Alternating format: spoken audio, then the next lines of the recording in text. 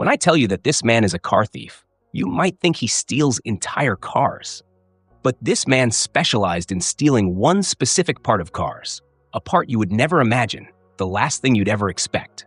After some time, he formed a gang dedicated to stealing these parts, creating a massive, well-organized operation that brought him a fortune of nearly $60 million. With that fortune, he climbed his way to the top of New York's world of mafia and organized crime. This is the story of a man who built himself from nothing. True, he took the wrong path, but he started from zero. We'll see how he used his intelligence and sharp observation to make a name for himself in the tough world of the mafia, while at the same time building an enormous fortune. Our story takes place in the 1990s. At that time, New York City was facing a massive problem with car thieves. In the 90s, there were gangs and criminal organizations whose entire business revolved around cars. Imagine, in New York alone, more than 150,000 cars were stolen in a single year.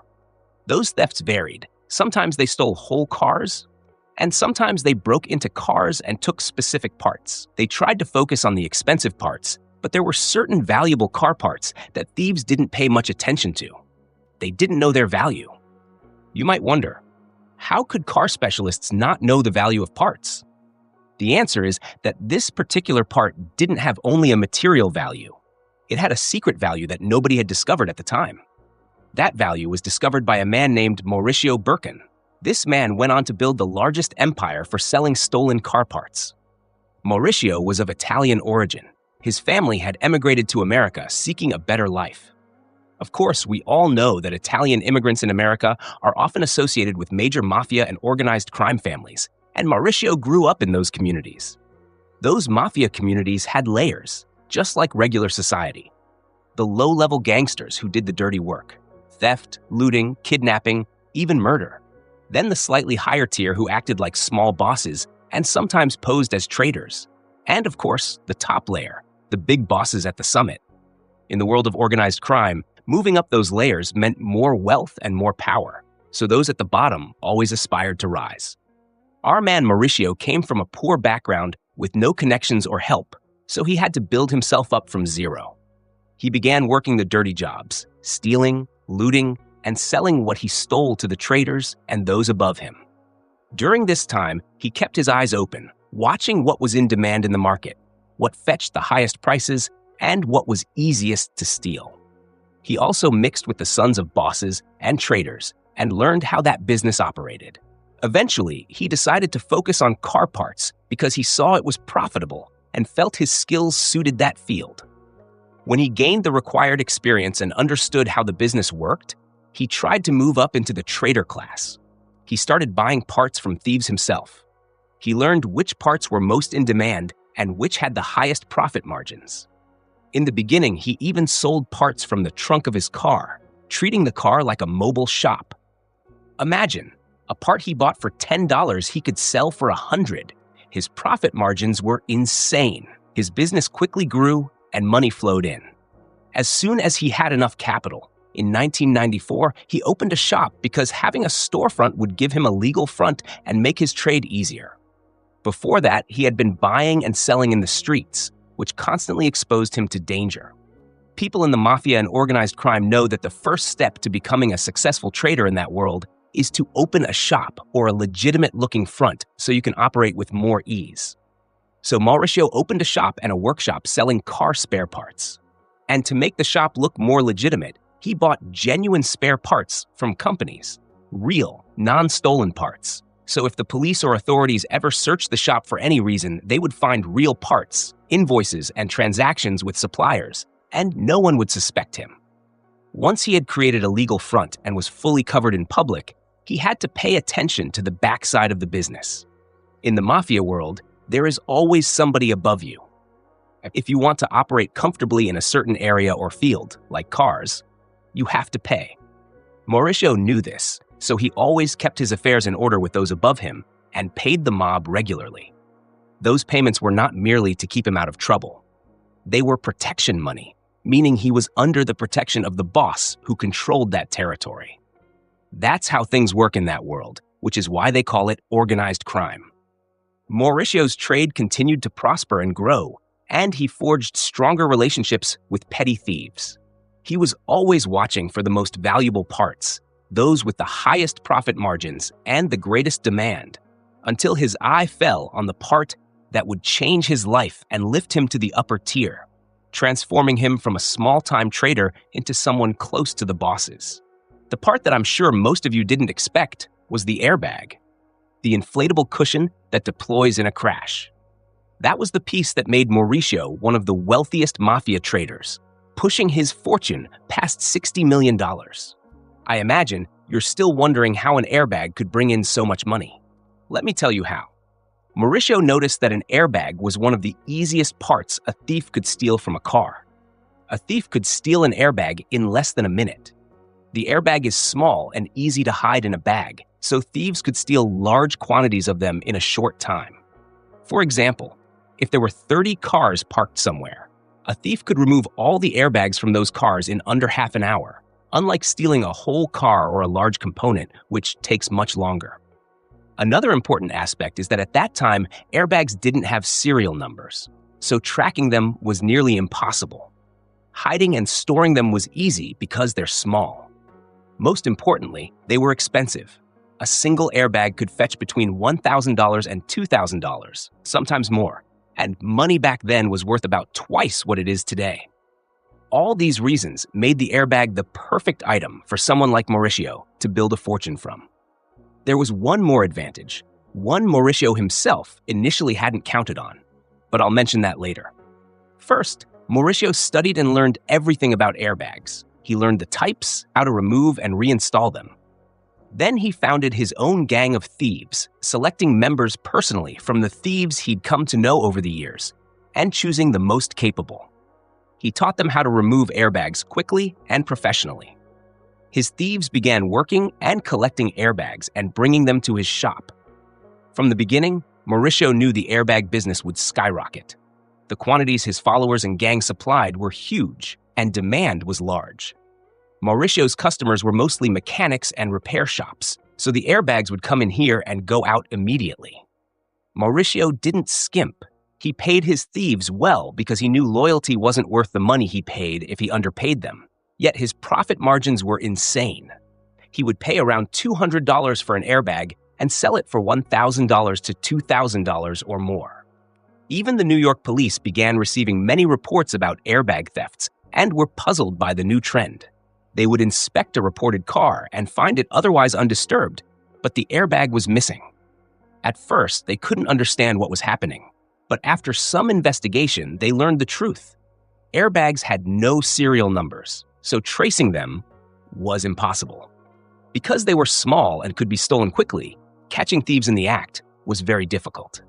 When they found out that airbags sold for $1,000 to $2,000 or more, the picture became clear. There was an organization behind these operations. Even when authorities finally caught some of the thieves who stole airbags, the thieves refused to name who paid them. When investigators asked, one would reply, "I work alone," taking all the blame on himself. They knew airbag theft was considered a minor theft, so the thieves would spend a few hours in jail, pay a fine or restitution, and be released. There was no punishment strong enough to make them confess who was directing them. Airbag thefts continued to spread across New York and increased daily. In a single year, thousands of airbags were stolen. The problem became rampant, and the police were baffled, unable to find the source or the mastermind.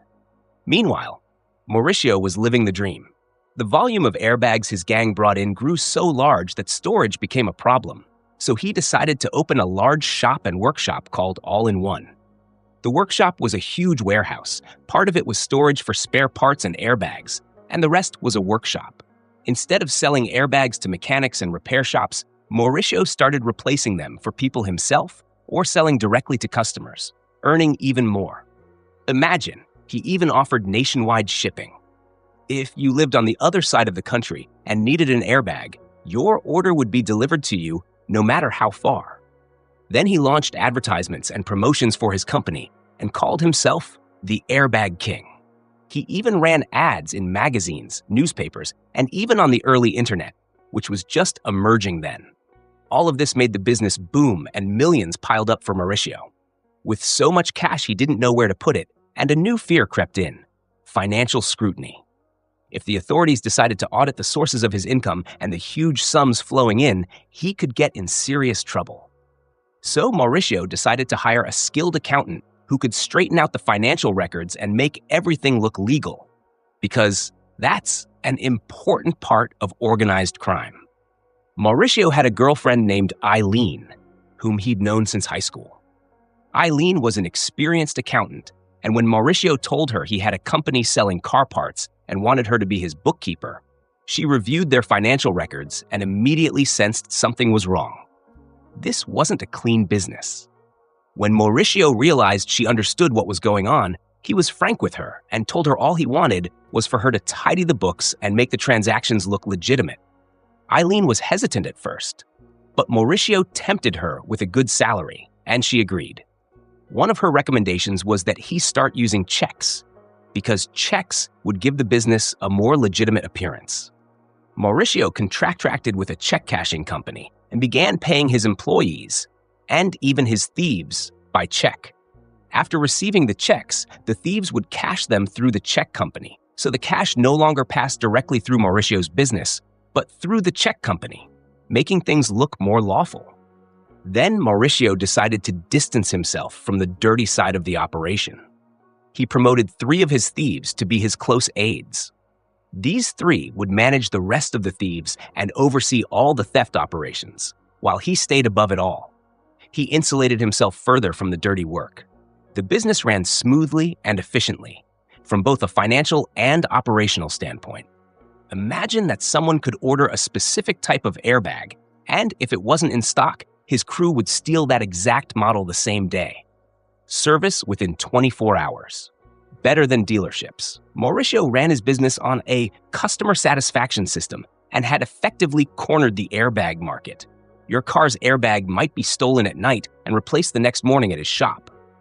This was the extra advantage Mauricio hadn't initially counted on. He created the problem and solved it. Supply and demand became his game. He was both the thief and the seller. The profits seemed endless. With such sweeping success, Mauricio even won an award, Trader of the Year. Anyone seeing him from the outside, ignorant of his secrets, would think he was a hard-working, legitimate businessman. Mauricio's fortune made him one of the wealthiest figures in New York's criminal world. He bought lavish houses and expensive cars and lived a life of luxury.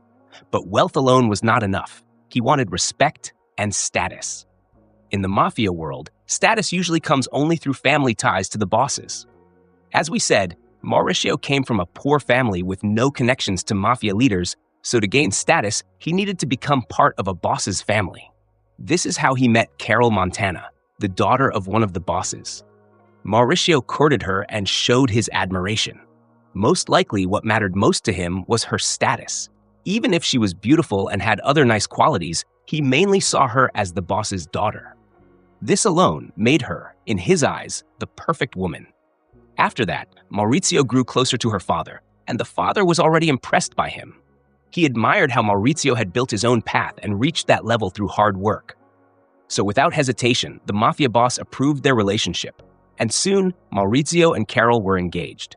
At this point, it seemed like Mauricio had achieved everything he ever wanted: wealth, status, and the perfect wife. But in the world of crime and the Mafia, you should always know one thing. Even when everything looks perfect, it can all turn dark in an instant. The police managed to catch one of the thieves working under Mauricio. You might think, so what? He'll spend a few hours in jail and get out with a fine like always. But unfortunately for Mauricio, this time was different. The thief wasn't caught stealing an airbag. He was caught assaulting someone and robbing them. That's a serious crime that could land him in deep trouble. Desperate to get out of it, the thief decided to make a deal. He knew the police wanted the bigger fish, information about Mauricio's airbag empire. So he offered them everything he knew in exchange for having his charges dropped. The police agreed. The thief told them everything about Mauricio, his company all-in-one, and how the whole operation worked from top to bottom. Soon after, a police surveillance team was stationed in front of Mauricio's workshop. They noticed people carrying large bags into the shop, and walking out empty-handed. It didn't take long for them to realize what was happening. Those bags were full of stolen airbags. They started preparing to launch a raid, but Maurizio was one step ahead. Being extremely cautious, he had surveillance cameras installed all around the workshop. He quickly noticed the van where the police officers were hiding. The first thing he did was call his men and order them to stop delivering the stolen parts to the workshop. The detectives tried to chase Maurizio in their car, but he was alert. He knew they were following him. To confirm, he made a smart move. He turned right 3 times in a row. It's an old trick. If a car behind you makes 3 right turns with you, it means you're being tailed. When the officers realized he'd done that on purpose, they knew he had figured them out. From that moment, Maurizio became extremely careful. He ordered his men to move all the stolen airbags to another location and to lay low until things cooled down. They stopped visiting that workshop completely. The police investigations continued for months without finding any solid evidence to charge Maurizio. At one point, they tried a trick. They sent an undercover cop with an airbag to sell it to Maurizio. But Maurizio immediately refused and returned it. He never bought from random people. He only dealt with his own thieves and never accepted outsiders. Still, the police kept trying the same tactic, but it never worked. They wanted to infiltrate his tight inner circle to get one of their men inside as a fake thief. But Maurizio was always cautious and never let anyone new join him.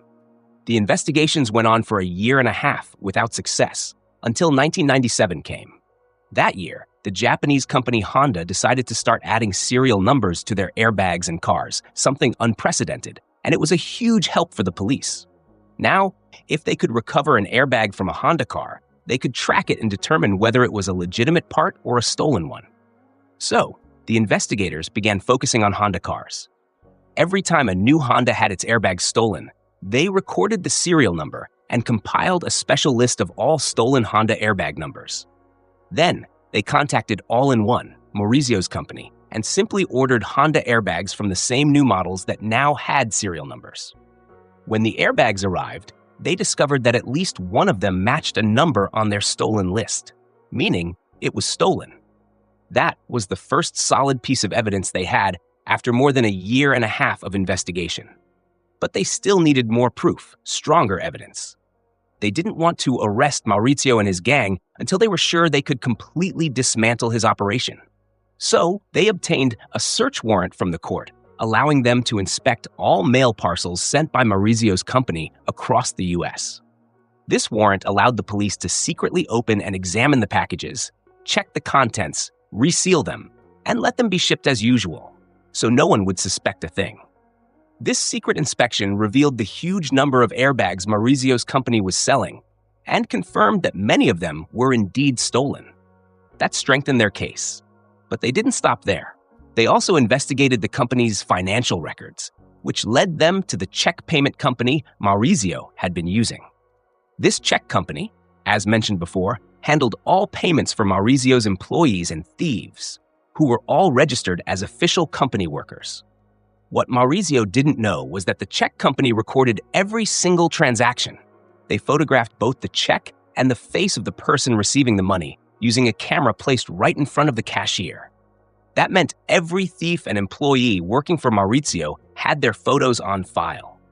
Ironically, the system Maurizio set up to make his business look more legitimate ended up exposing him completely. The photos and transaction records proved that Maurizio was directly dealing with the thieves himself. That was it. The investigators finally had all the evidence they needed. It had taken them 18 months to reach this point. A team of police officers and detectives went to Maurizio's house with a court-issued arrest warrant, giving them full authority to break in and search the entire place. They kicked down the door, stormed in, and began searching every room. But to their shock, the house was empty. That made them fear that Maurizio had somehow found out about the arrest and managed to escape, maybe even left the country already. But then they noticed something on a table: wedding gifts. They quickly realized these were his wedding presents. Maurizio had just gotten married. Next to the gifts was a guest list for the wedding, which included the names of mafia bosses and figures known in organized crime, people the police were already familiar with. Some names on the list were also those of Maurizio's airbag thieves, the same ones the police had been tracking. The list even included Maurizio's parents, along with their phone numbers. The detectives decided to try using his mother to find him. One of them called her, pretending to be someone reporting a break-in at Maurizio's house, saying they needed to reach him urgently. His mother told them that her son, Maurizio, was currently on his honeymoon with his wife on one of the Hawaiian Islands, and she gave them his phone number there. The investigators called him, telling him that his house had been robbed. During the call, they were able to trace the phone signal and confirm it came from a resort on the island of Maui in Hawaii. Once they had his exact location, they immediately contacted the FBI office in Hawaii and requested that they arrest him. When I tell you this guy is a car thief, you probably think he steals entire cars. But this man specialized in stealing one specific part of cars, a part you would never expect, the very last thing that would come to your mind. Later, he formed a gang that focused entirely on stealing these parts and built a huge, organized operation that earned him nearly $60 million. Through this fortune, he climbed his way to the top of New York's Mafia and organized crime world. This is the story of a man who made himself from nothing. Yes, he chose the wrong path, but he truly started from zero. We'll see how he used his sharp mind and observation skills to make a name for himself in a world as dangerous as the Mafia, and at the same time built an enormous fortune. Police investigations went on for months, but they couldn't find a single piece of solid evidence against Maurizio. They even tried to set him up, sending an undercover officer with an airbag to sell to him. But Maurizio refused immediately. He only bought from his own trusted thieves. Eventually, Honda started adding serial numbers to their airbags, something that would change everything. This allowed investigators to track stolen airbags and confirm their source. They ordered airbags from Maurizio's company, all in one, and discovered that at least one matched a serial number from their stolen list, the first solid evidence after over a year and a half of investigations. After securing warrants, the police began secretly inspecting his mail shipments and financial records. They found that the check company Maurizio used recorded every transaction, even photographing each person cashing a check. These photos directly tied Maurizio to the thieves, and that was the final nail in the coffin. 18 months of investigation later, police stormed Maurizio's house, but it was empty. They soon realized from wedding gifts and a guest list that he had just gotten married, and that the guests included known Mafia figures and his airbag thieves. They called his mother pretending to report a burglary, and she innocently revealed that her son was in Hawaii on his honeymoon, even giving them his number. The FBI tracked his location to a resort on Maui, burst into his room, and arrested him in the middle of his honeymoon. That was the fall of the airbag empire. Maurizio and his crew had stolen between 40,000 and 50,000 airbags, earning him around $60 million, a fortune worth far more back then than it is today. Most of his assets were confiscated, though no one knows if he hid part of his fortune somewhere. He was sentenced to 10 years in prison for money laundering and theft conspiracy, a surprisingly light sentence, possibly because his crimes weren't violent. Today, Mauricio's LinkedIn page says he's an operations director with extensive experience in the automotive industry. After hearing his story, I think we can all agree he definitely knows his way around cars. And that's the end of our story. If you enjoyed it, don't forget to like, subscribe, and turn on the notification bell. And if you have time, check out these other great stories. See you in the next video. Peace out.